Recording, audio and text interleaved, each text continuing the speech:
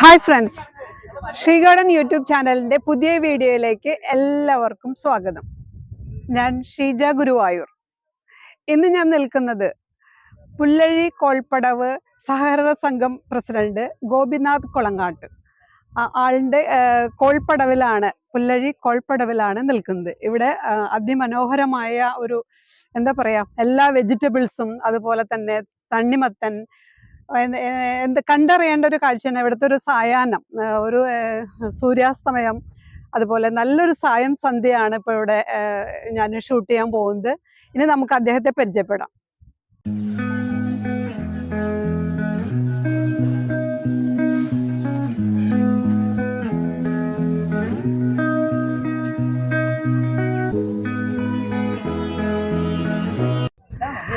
ഇതാണ് നമ്മുടെ ഈ കോൾപ്പടവിലിന്റെ ഇത്രയും മനോഹര ദൃശ്യങ്ങൾ നമ്മൾക്ക് ഒരു വിരുന്നൊരുക്കി കാത്തിരിക്കുകയായിരുന്ന ഗോപിനാഥ് കൊളങ്ങാട്ട്. എത്ര വർഷമായി സാറ് ഈ രംഗത്ത്, കൃഷി രംഗത്ത് വന്നിട്ട്? കൃഷി രംഗത്ത് 10-25 വർഷമായി നെൽകൃഷി. അതിനു പുറമെ എൻ്റെ വീട് പാരമ്പര്യമായ ഒരു കർഷക കുടുംബമാണ്. കൃഷി കുടുംബത്തിലായിരുന്നു. ഞാൻ ജനിച്ച് മുതൽ തന്നെ കൃഷിയിലുണ്ട്. കൃഷിയായിട്ട് എനിക്ക് അടുപ്പുള്ളതാണ്. കൃഷിയിലായിരുന്നു. എൻ്റെ അമ്മയായിരുന്നു ഇതിന്റെ ഏറ്റവും വലിയ ഇത്.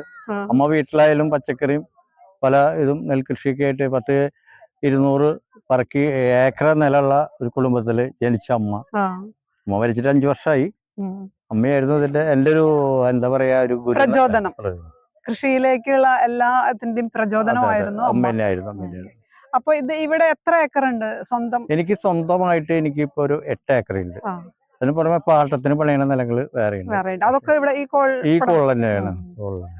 ഇതൊക്കെ ഇങ്ങനെ ആക്കി എടുക്കാനായിട്ട് എന്തുമാത്രം എഫേർട്ട് ഉണ്ട്? അല്ല, ഇത് ഉണ്ടാവാൻ കാരണം എന്താ വെച്ചാൽ ഇതിൽ കാട് പടല് പിടിച്ച് ഈ റോഡ് ഇങ്ങനെ കിടക്കായിരുന്നു. അപ്പൊ ഇത് എന്റെ നിലമാണ്, ഇപ്പുറത്തുള്ള എന്റെ കണ്ടാണ്, കൃഷി സ്ഥലമാണ്. അപ്പൊ ഞാൻ എന്ത് ചെയ്തെന്ന് വെച്ചാൽ ഈ സ്ഥലത്ത് എപ്പോഴും നമുക്ക് വന്നു പോകാനും ഭയങ്കര ബുദ്ധിമുട്ട്.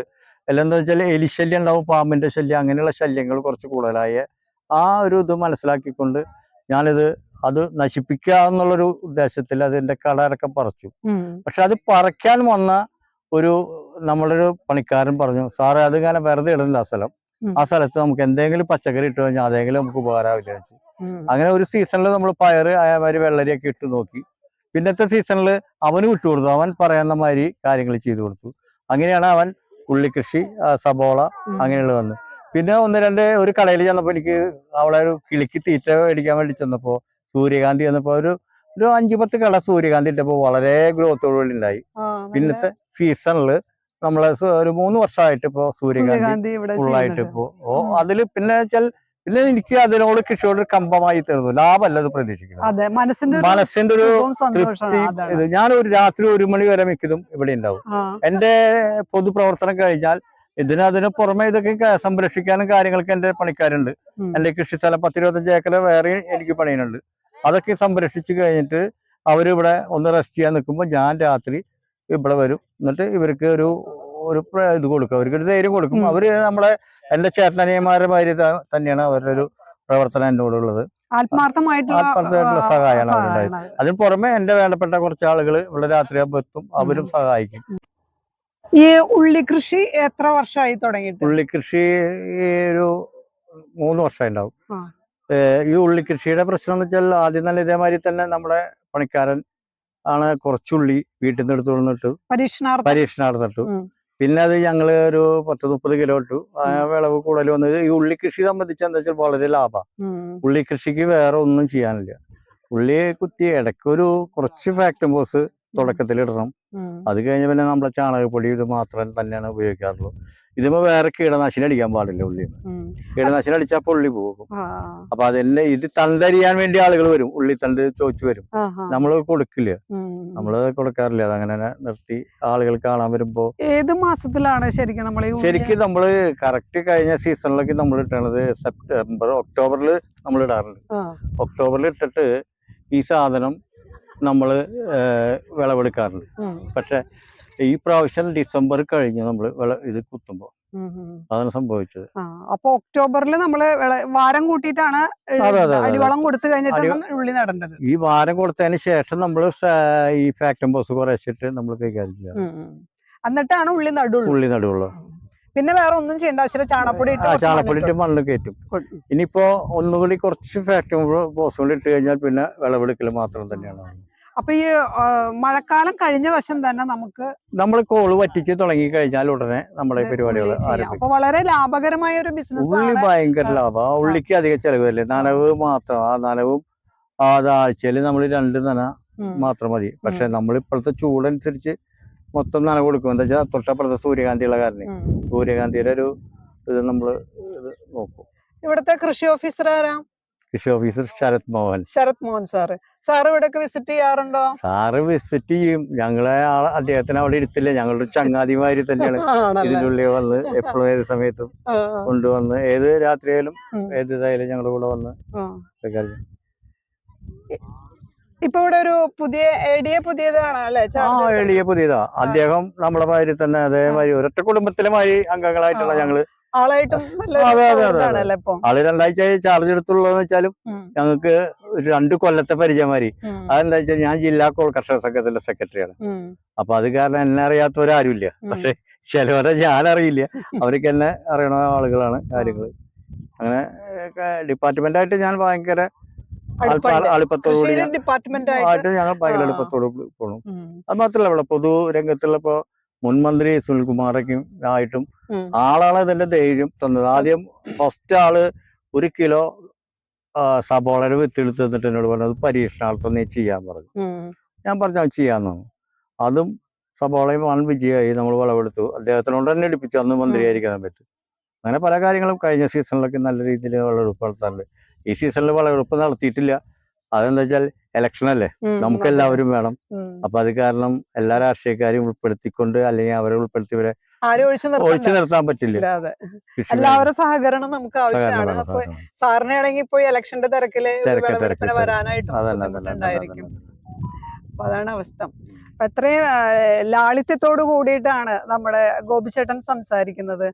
ഇത്രയും ഏക്കർ കണക്കിന് സ്ഥലത്ത് കൃഷി ചെയ്യുന്ന ഒരു കർഷകൻ, അതുപോലെ തന്നെ കൃഷി രംഗത്ത് തന്നെ ഒത്തിരി ഉന്നതങ്ങളിൽ പ്രവർത്തിക്കുന്നു.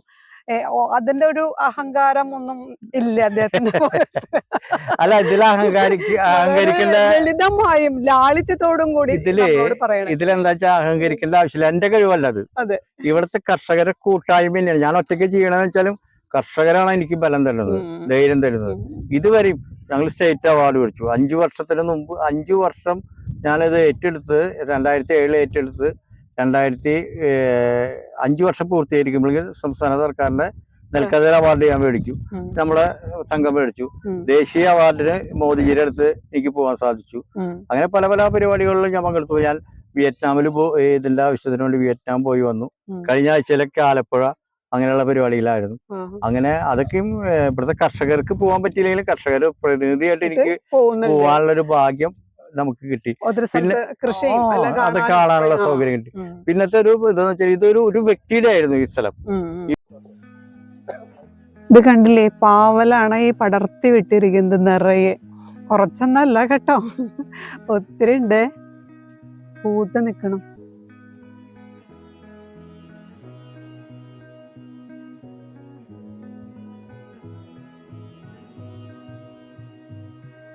റോഡിന്റെ ഒരു വശം ഫുള്ള് പാവല്, അതുപോലെ തന്നെ പയറ് എല്ലാം നട്ടിരിക്കുന്നുണ്ട്. ഒരു ഭാഗം ഫുള്ള് അതുപോലെ തന്നെ സൂര്യകാന്തി.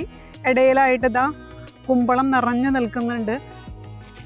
2 സൈഡിലും നല്ല വെള്ളമുള്ള തോടും എല്ലാം ഉണ്ട് കേട്ടോ. നല്ല ഭംഗിയുള്ളൊരു കാഴ്ചയാണ്. ആരായാലും ഈ പുല്ലഴി കോൾപ്പടവ് മറക്കരുത്, സന്ദർശിക്കേണ്ട ഒരു സ്ഥലം തന്നെയാണ്. ഒരു സായാഹ്നം, നല്ലൊരു സായാഹ്നമാണ് ഇവിടെ ആര് വന്നാലും കിട്ടുന്നത്. നഷ്ടപ്പെടുത്തണ്ട കേട്ടോ. കുമ്പളങ്ങയൊക്കെ ഇതിന്റെ അടിഭാഗത്താണ് ഉണ്ടായി നിൽക്കുന്നത്.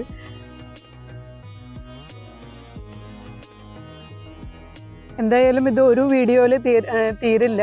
നമുക്ക് 2 വീഡിയോ ആയിട്ട് നമുക്ക് ഷൂട്ട് ചെയ്യാം. 2 വീഡിയോയിൽ ഇടാം കേട്ടോ. എന്ത് രസമുള്ള സ്ഥലം, നിറയെ കുരുവികളും നല്ല നല്ല കിളികളും, നല്ല സൂര്യാസ്തമയം, അതുപോലെ തന്നെ നല്ലൊരു കാഴ്ചയാണ് ഇവിടെ. ഈ സമയത്ത് ഒരു 4:30-5 മണി സമയത്ത് ഈ പുല്ലഴി കോൾപ്പടവ് ഒന്ന് സന്ദർശിക്കുക. ഇതൊരറ്റം മുതൽ ഒരറ്റം വരയ്ക്ക് ഇതേ മത്തൻ പടർത്തി വിട്ടിരിക്കുന്നു. മത്തങ്ങ നിറയെ ഇതിന് ഉള്ളിൽ ഉണ്ടായി നിൽക്കുന്നുണ്ട്. അങ്ങോട്ട് കടക്കാനായിട്ട് എനിക്ക് പറ്റില്ല. കണ്ടാ, ഒന്ന് കാട്ടിത്തരാണെന്നുണ്ടെങ്കിൽ ഒത്തിരി ദൂരമുണ്ട്. ചുരക്കയാണ് ഈ നിൽക്കുന്നത്, കണ്ടില്ലേ? ഇതിന് നടുവിലൂടെ വെള്ളം ഒഴുകുന്ന ശബ്ദം കേട്ടല്ലോ. ഈ ചാലിന് അപ്പുറത്തും ഇപ്പുറത്തും ആയിട്ടാണ് ഇതിനെ പന്തൽ കൊടുത്തിരിക്കുന്നത്. ഇതിന്റെ നടുവിലായിട്ടാണ് ഈ ചുരക്കൊക്കെ ഉണ്ടായി നിൽക്കുന്നത്. എത്ര ഭംഗിയായിട്ടാണ് ഇവിടെ ഈ കോൾപ്പടവ് സെറ്റ് ചെയ്ത് വെച്ചിരിക്കുന്നത്.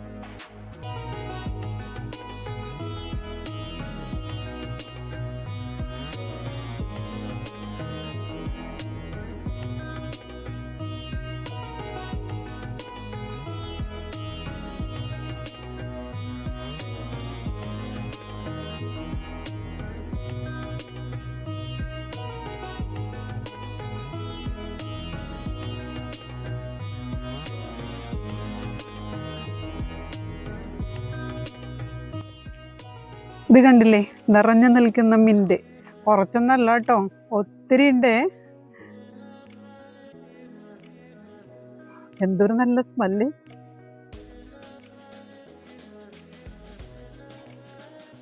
ഇനി നോക്കിയേ, പീച്ചിങ്ങാത്തോട്ടം. ഇതും അതുപോലെ തന്നെ നമ്മുടെ ചുരക്ക കണ്ടില്ലേ, അതേപോലെ തന്നെയാണ് പീച്ചിങ്ങാത്തോട്ടം. ചാലിൻ്റെ 2 ഭാഗത്തുമായിട്ട് പന്തലിട്ട് നടുവിലേക്ക് പീച്ചിങ്ങ നിൽക്കുന്നത്.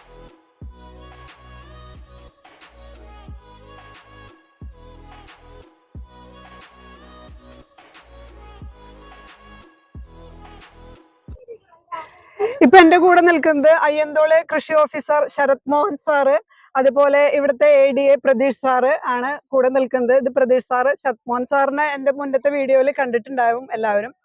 അപ്പോ സാറിനോടാണ് എന്റെ ചോദ്യം. ഈ ഇവിടെ വന്നിട്ട് ഇപ്പൊ പുതിയ ADA ആണ് ഇവിടെ.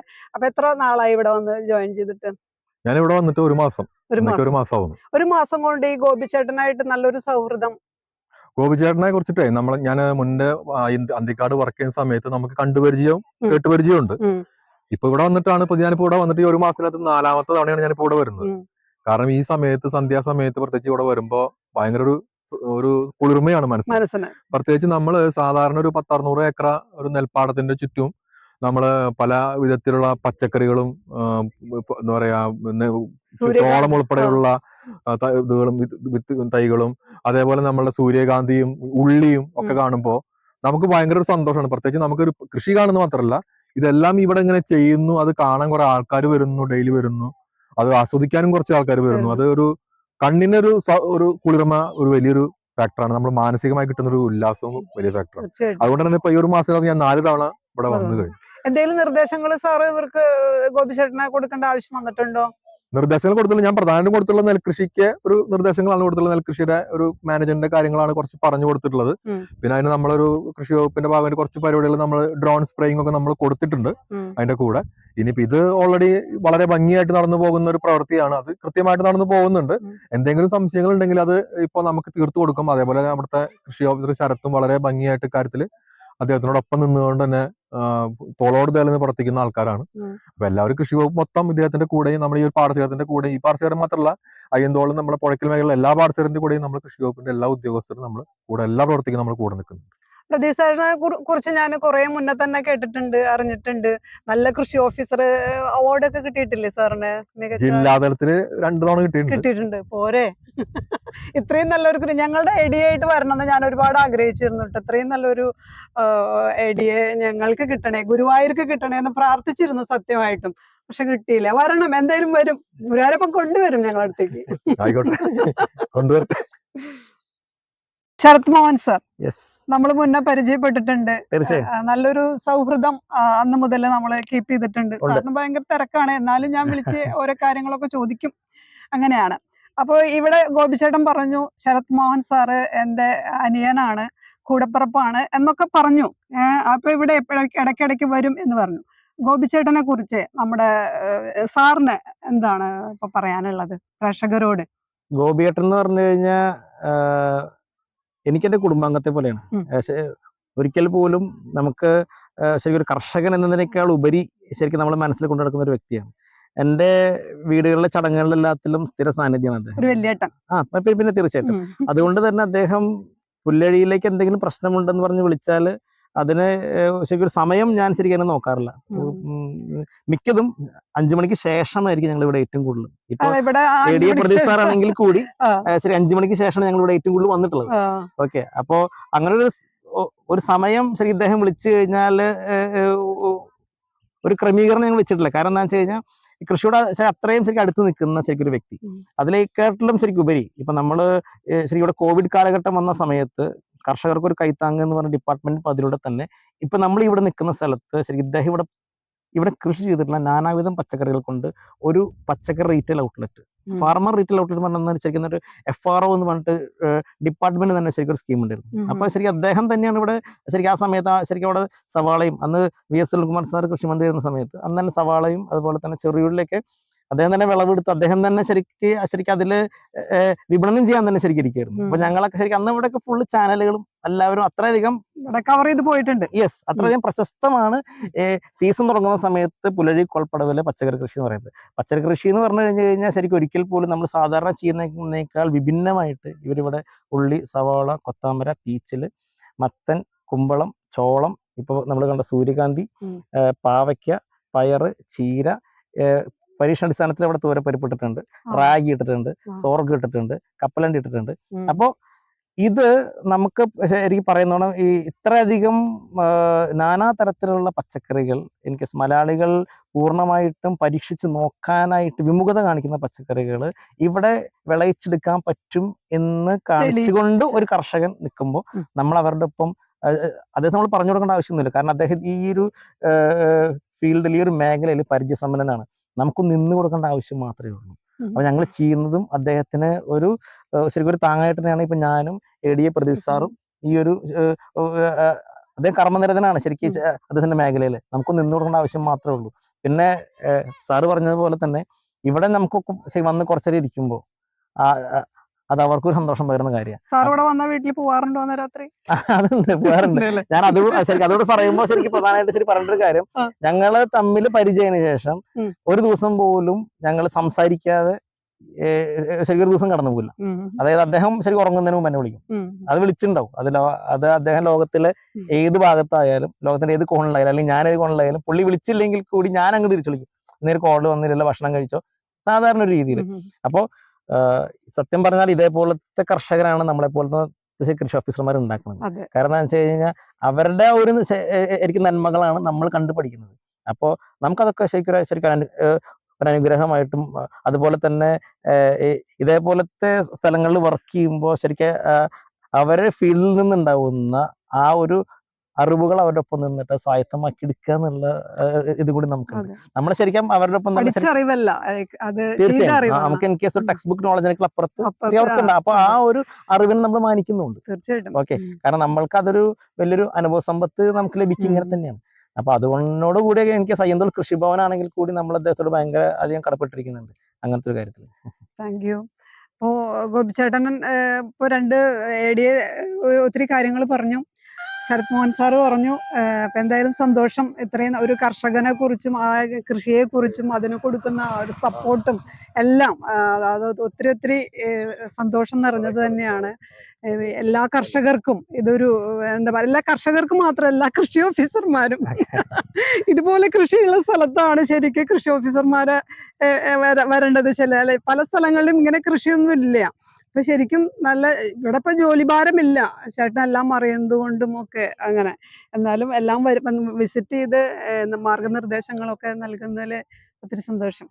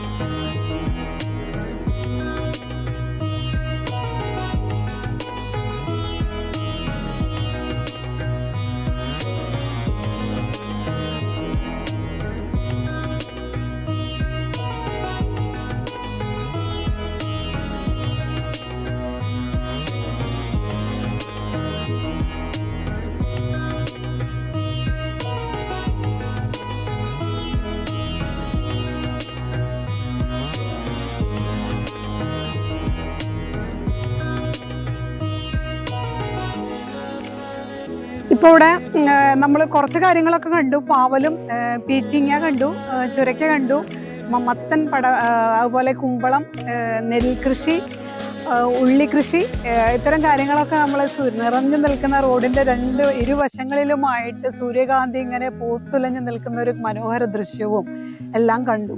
ഇപ്പോൾ ഇവിടെ ലൈറ്റ് പോയി, ഇനി കൂടുതൽ ഷൂട്ട് ചെയ്യാൻ പറ്റില്ല. അപ്പോൾ 2 വീഡിയോ ആയിട്ട് എന്തായാലും ഞാൻ കാണിക്കും. ഇനി നമ്മൾ ഗോപിച്ചേട്ടനിക്കുന്ന ഒത്തിരി കൃഷി അറിവുകളും കൂടി നമുക്ക് പകർന്നു കിട്ടേണ്ടതായിട്ടുണ്ട്. അപ്പം അതും കൂടി നമുക്ക് ചോദിച്ച് മനസ്സിലാക്കാം. എന്തായാലും തൽക്കാലം ഞാൻ വൈൻഡപ്പ് ചെയ്യാണ്. ഇനി ഇതിൻ്റെ ബാക്കി ഒരു അടിപൊളി ദൃശ്യങ്ങളുമായിട്ട് കൃഷി കാഴ്ചകളുമായിട്ട് ഉടനെ ഞാൻ തിരിച്ചു വരാം. അതുവരേക്കും ടാറ്റാ.